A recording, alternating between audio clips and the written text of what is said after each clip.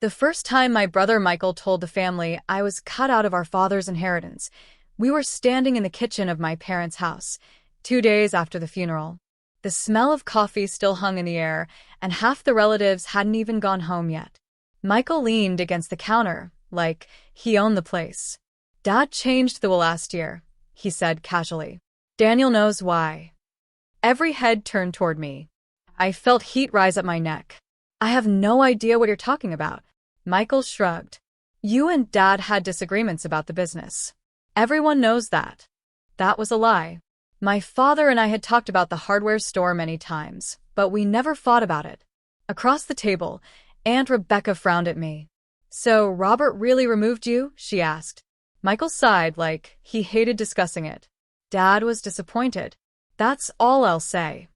I stood there stunned, watching my younger brother calmly rewrite the story of our family while everyone listened.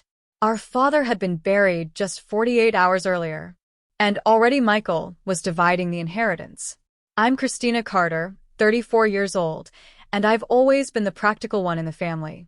I work as a project coordinator at a logistics company, a job that keeps me busy and organized, but it's nothing like the chaos my father ran in his neighborhood hardware store. Growing up, I spent weekends helping Dad at Carter Hardware. I stocked shelves, carried boxes, balanced accounts, and learned the intricacies of running a small business. Michael, on the other hand, preferred charm and charisma. He talked his way through life, but rarely rolled up his sleeves. Dad trusted me with the store, always saying, "Christina, you'll understand the business better than anyone." I believed him. I loved the place. It wasn't just a store. It was where my family's legacy came alive. Now, standing in the living room while Michael told everyone I had been disinherited, all those memories felt like a punch in the chest. He was twisting the story of my life, and people were listening. Despite my shock, I reminded myself of something my father had whispered during his last hospital visit. "I've taken care of things. The truth will speak for itself." And I realized then, I would wait for the truth, no matter how long it took. My father, Robert Carter, built Carter Hardware from nothing. He opened the store 35 years ago with a single loan and a used pickup truck. By the time he was 68, the place was a neighborhood landmark on the west side of Chicago. If someone needed tools, paint, or advice on fixing a broken sink, they came to my father.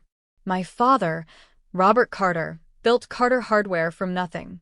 He used to say that when he started, all he had was determination, a small bank loan, and an old pickup truck that rattled every time he turned the key. But somehow that was enough. 35 years ago, he opened the doors of Carter Hardware on the west side of Chicago. Back then, it was just a narrow storefront squeezed between a laundromat and a corner grocery store. The shelves were half empty, the sign above the door was hand-painted, and my father worked every job himself. He unlocked the door before sunrise, swept the floors, stocked the shelves, and stood behind the counter helping customers until late into the night. But what made the store special wasn't just the tools or the paint cans stacked along the walls. It was my father. Robert Carter knew almost everyone who walked through that door. He remembered their names, their kids, and the small projects they were working on at home. If someone came in looking confused about how to fix a leaking sink or repair a broken fence, my father wouldn't just point them toward a shelf. He would walk them through the steps, sometimes even sketching instructions on the back of a receipt. People trusted him. Over time, Carter Hardware became more than just a store. It became a neighborhood landmark. Contractors stopped by every morning for supplies. Retirees came in just to chat. Young homeowners showed up with questions, knowing Mr. Carter would have the answer. By the time my father turned 68, the little shop he started with a loan and a pickup truck had become a place the whole neighborhood depended on. And to many of them, Robert Carter wasn't just the owner of the hardware store. He was the man who helped keep their homes, and sometimes their lives, together. Top of form. Michael liked to tell people he grew up in the store. That wasn't exactly true. I did. I spent weekends stocking shelves and helping customers carry lumber to their cars. My father showed me how to run inventory before I was 16. Michael, on the other hand, preferred easier things. He had charm, confidence, and a talent for talking people into believing whatever he wanted. It worked well for him for years. He bounced through a few sales jobs and eventually started dabbling in investments that sounded impressive but rarely lasted. Our father loved both of us. But if you asked anyone in town who understood the business better, they'd point to me without hesitation. Maybe Michael knew that.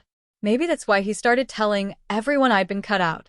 The strange thing was that before my father died, he never once hinted that I'd been removed from the will. In fact, the last real conversation we had still played in my mind. It happened 3 weeks before his heart finally gave out. He was sitting in the hospital bed, the afternoon sunlight coming through the window. "You worry too much, Daniel," he told me. "I'm not worried," I said. "I just want you home." He smiled faintly.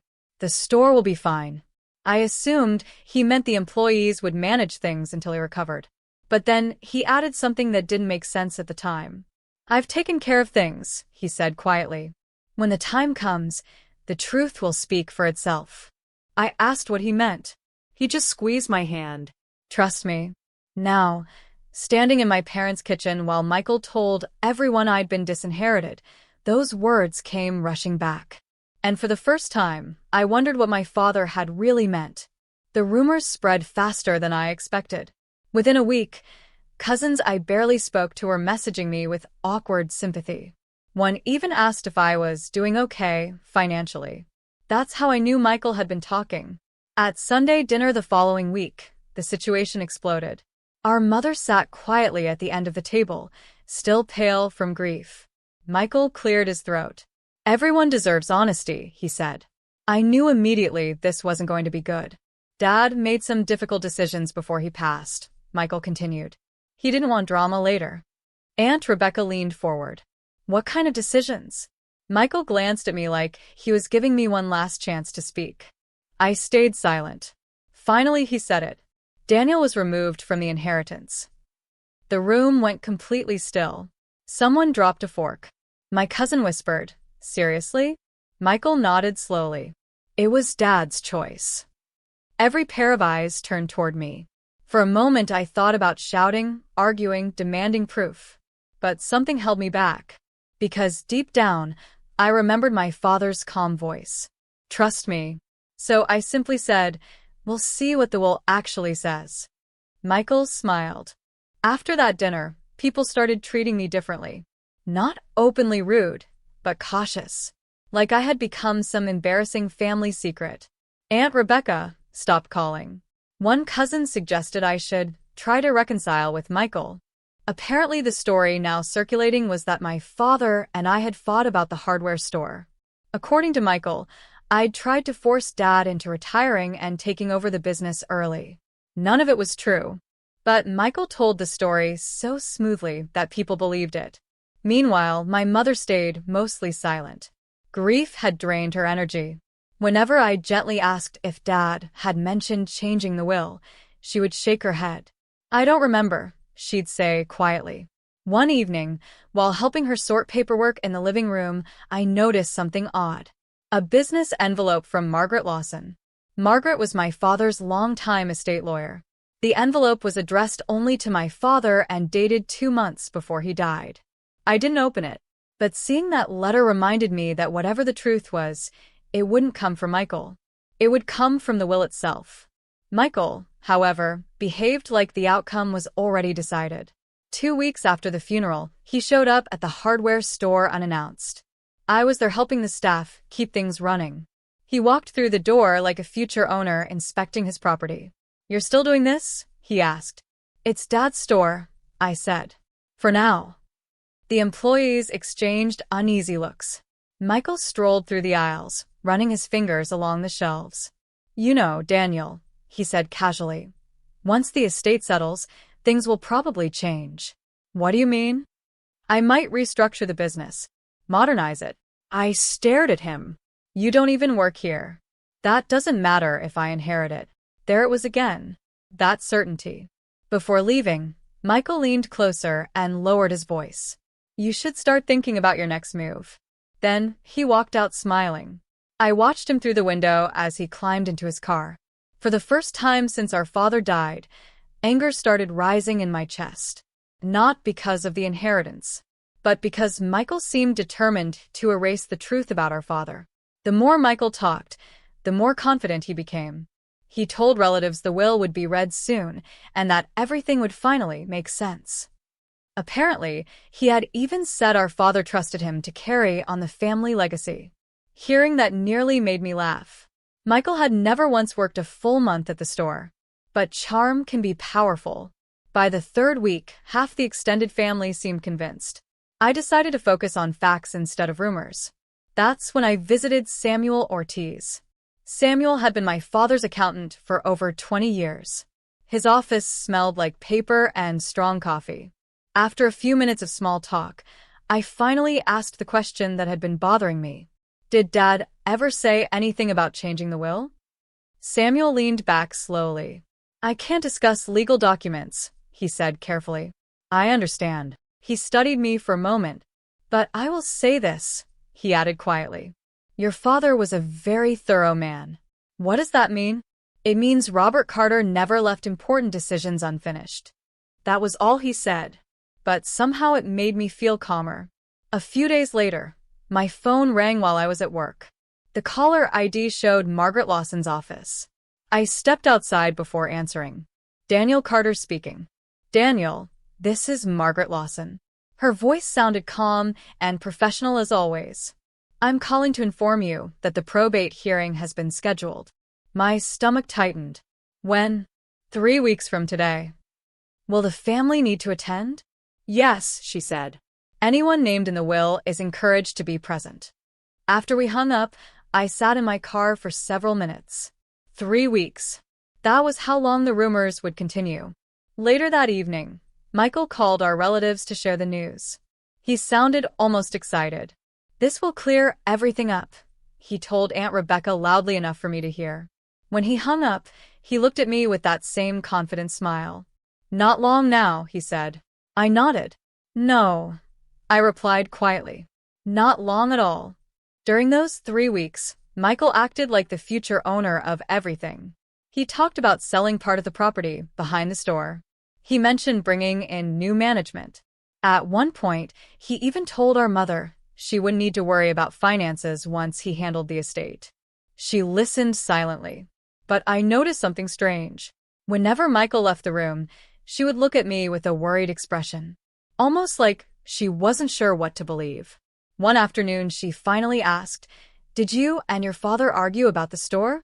No, I said honestly. Her shoulders relaxed slightly. I didn't think so, she murmured. Then she added something that surprised me. Your father met with Margaret Lawson shortly before he went to the hospital. When? About 2 months ago. That matched the date on the envelope I'd seen earlier. Did he say why? I asked. My mother shook her head. He just said he needed to finalize some paperwork. For the rest of the evening, I couldn't stop thinking about that meeting. Because if my father had changed the will then, the truth would soon come out. One way or another. The day of the probate hearing arrived on a gray Tuesday morning. The courthouse in downtown Chicago looked even colder than usual. Inside the waiting area, several family members had already gathered. Michael stood near the front, laughing with Aunt Rebecca. When he saw me, he gave a small, confident nod, almost like he was about to watch a performance he had already memorized. Our mother sat quietly beside him. I took a seat a few rows behind them. The room smelled faintly of polished wood and paper. A few minutes later, Margaret Lawson entered carrying a thick folder. Everyone fell silent. She greeted us politely and explained the process. This hearing will confirm the validity of Robert Carter's will and distribute the estate according to his instructions. Michael leaned back comfortably. I noticed his foot tapping lightly, like he was impatient for the moment to begin. Margaret opened the folder. As required by law, she said, I will now read the final will and testament of Robert Henry Carter. My heart started pounding, not because I feared the result, but because, in a few minutes, the truth would finally replace the rumors. Margaret began with the formal language.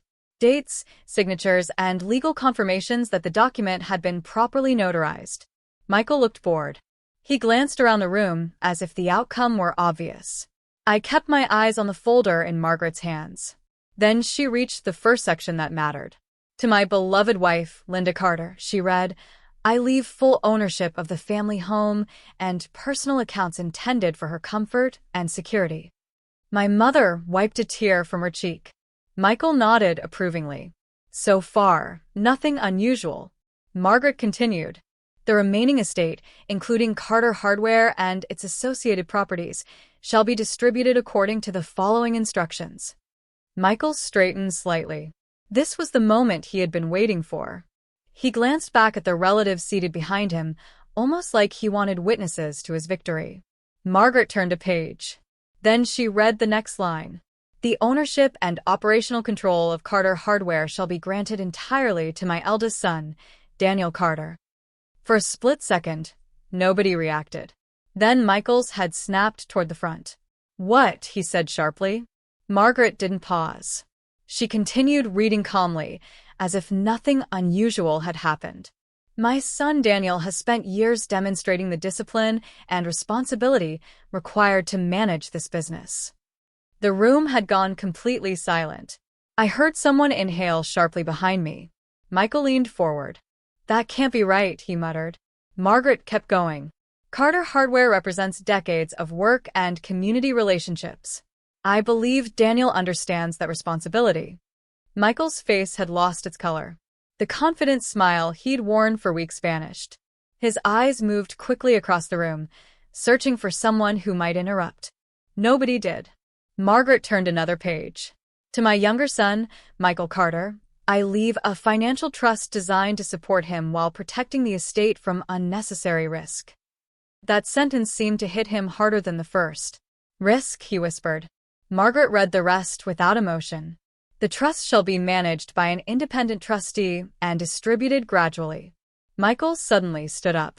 This is ridiculous, he said loudly. Margaret finally looked up. Mr. Carter, she said calmly, please sit down. But Michael didn't move. This isn't the version my father discussed, Michael insisted. His voice had lost its smooth confidence. Margaret folded her hands on the desk. This will was finalized 2 months before Mr. Carter's passing. Michael shook his head. You must be reading the wrong document. I assure you I am not. He turned toward the room. Dad told me I'd be running the business. Nobody answered. Even Aunt Rebecca looked confused now. Michael pointed toward me. Daniel knows this is wrong. Every eye turned in my direction again. For a moment, I didn't speak. Then I simply said, I never heard Dad say that. Michael's jaw tightened. Margaret continued reading. There is also a personal statement from Robert Carter explaining his reasoning. Michael froze. What statement? Margaret picked up a separate page. This statement was signed and witnessed alongside the will. Michael slowly sank back into his chair. His hands were shaking slightly now. And as Margaret began reading my father's words, the room became so quiet that every sentence felt heavy. My sons, the statement began, have very different strengths. Margaret read carefully, giving each word space. I love them both deeply, but I must make decisions that protect what I built. Michael stared straight ahead, unmoving. Daniel has worked beside me for years, the statement continued. He understands the store, the customers, and the responsibility of running it. I felt my throat tighten. Hearing my father's voice through those words was harder than I expected. Margaret turned to the next paragraph. Michael possesses great charm and ambition, but he has also shown a pattern of risky financial behavior. A quiet murmur spread through the room. Michael's face had gone completely pale now. My father's statement continued.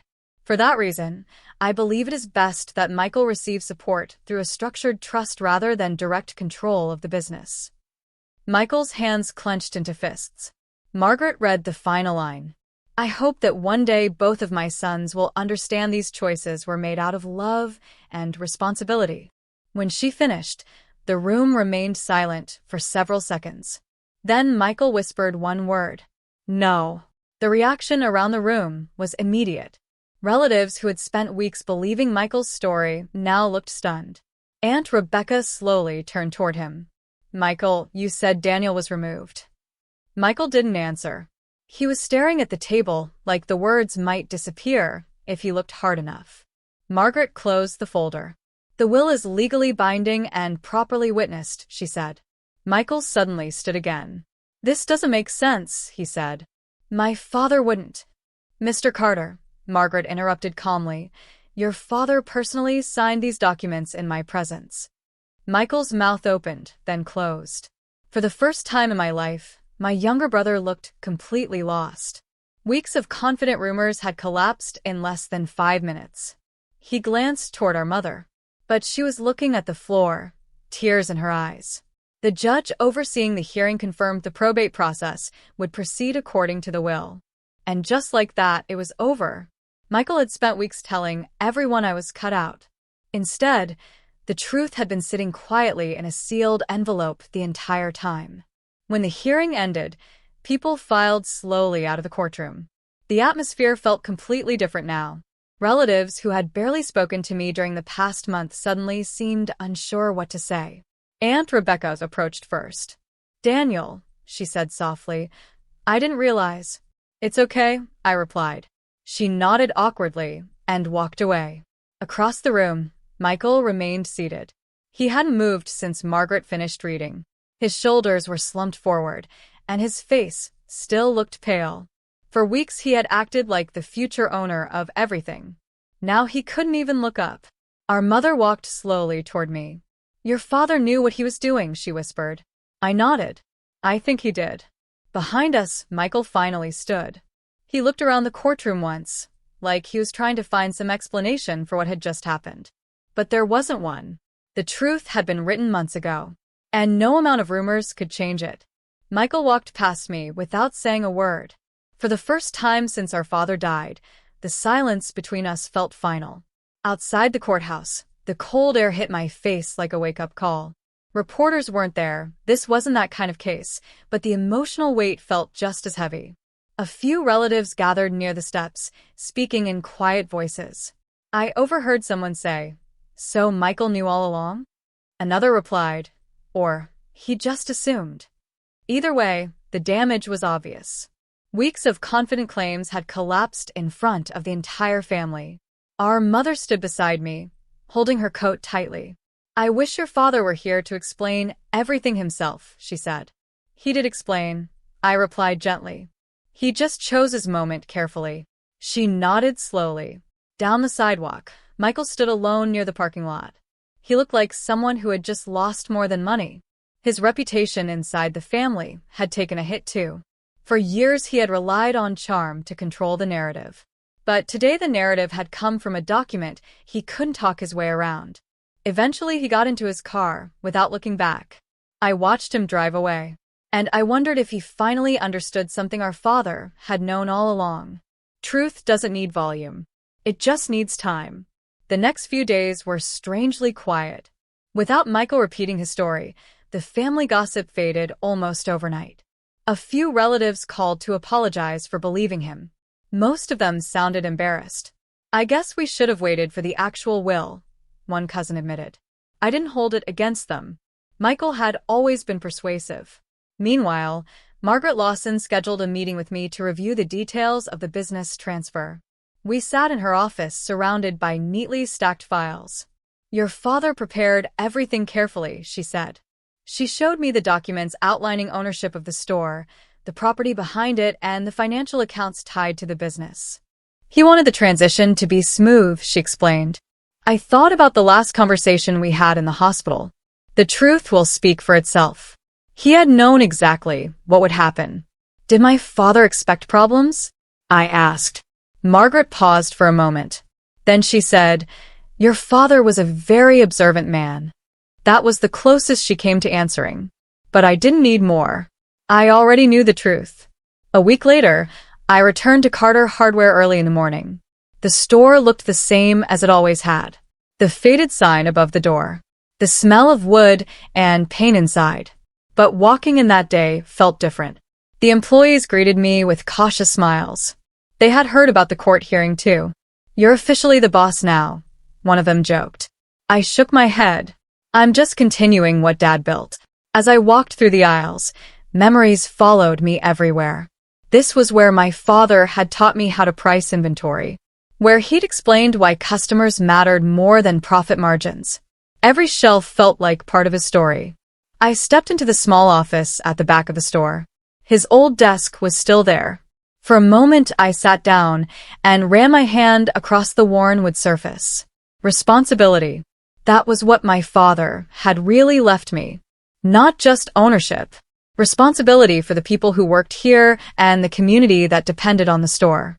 And somehow that felt heavier than any inheritance.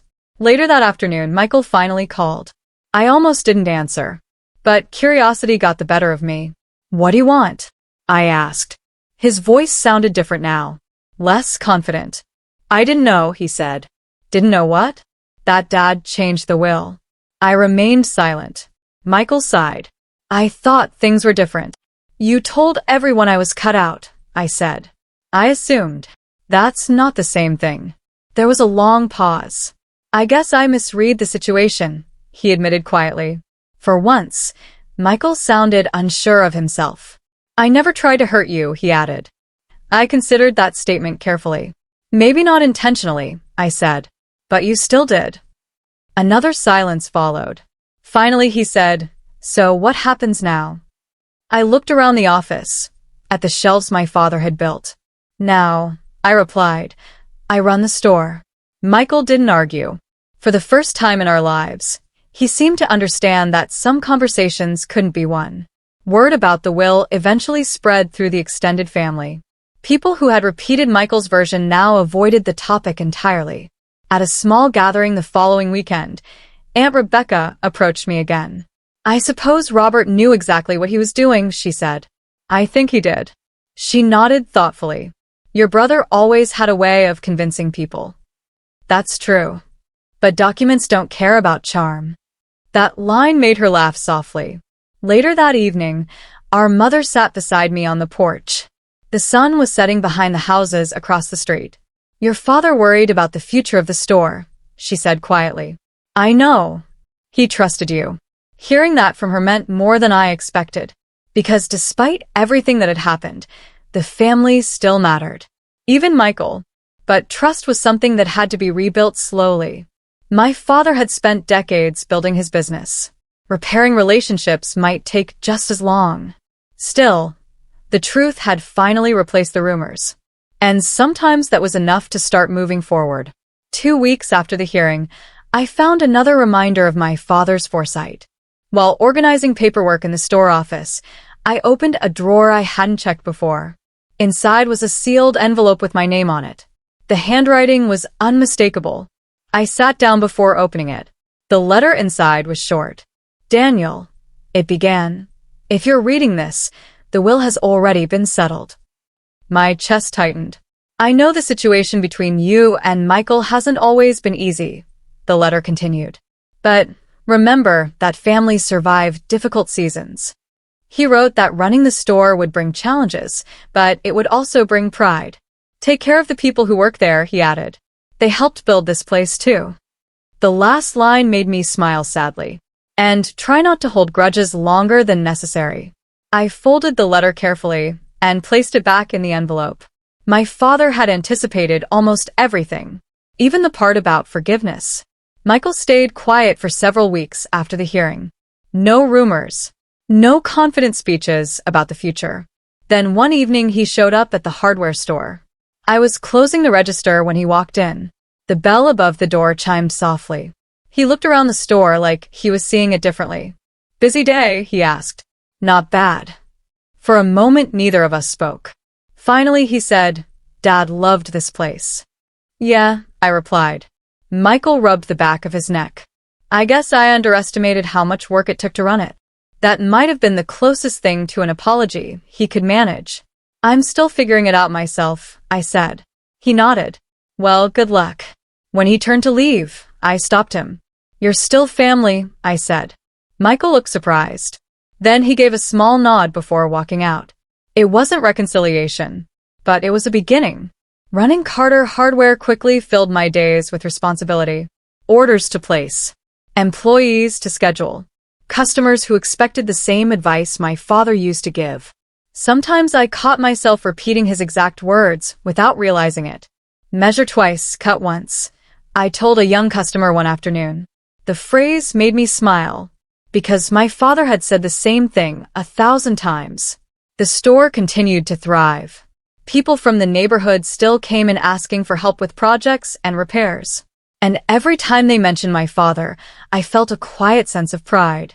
One evening, while closing the front door, I noticed the old sign above the entrance. Carter Hardware. My father's legacy. For weeks, Michael had tried to convince everyone the future belonged to him. But the truth had never needed convincing. It had been written clearly from the start. Sometimes justice doesn't arrive dramatically. Sometimes it arrives quietly. In a courtroom, inside a sealed envelope, waiting patiently for the moment when the truth finally speaks. Looking back now, the entire situation feels almost surreal. For weeks, my brother had confidently told everyone I was cut out of the inheritance. Relatives believed him. Rumors spread. My reputation inside the family nearly collapsed. And all the while, the real answer sat inside a legal document no one had read yet. My father had predicted the chaos without saying a word. Instead of arguing or explaining, he trusted that the truth would eventually reveal itself. When the will was read in court, Michael's face turned white. Not because he lost money, but because the story he had built fell apart in front of everyone. That moment taught me something important. In families and in life, loud voices often control the narrative for a while. But patience has its own power. Truth doesn't need constant defense. It just needs the right moment to be heard. My father understood that better than anyone. And now, every morning when I unlock the doors to Carter Hardware, I remember the lesson he left behind. The truth may take time, but when it finally arrives, it speaks louder than any rumor ever could.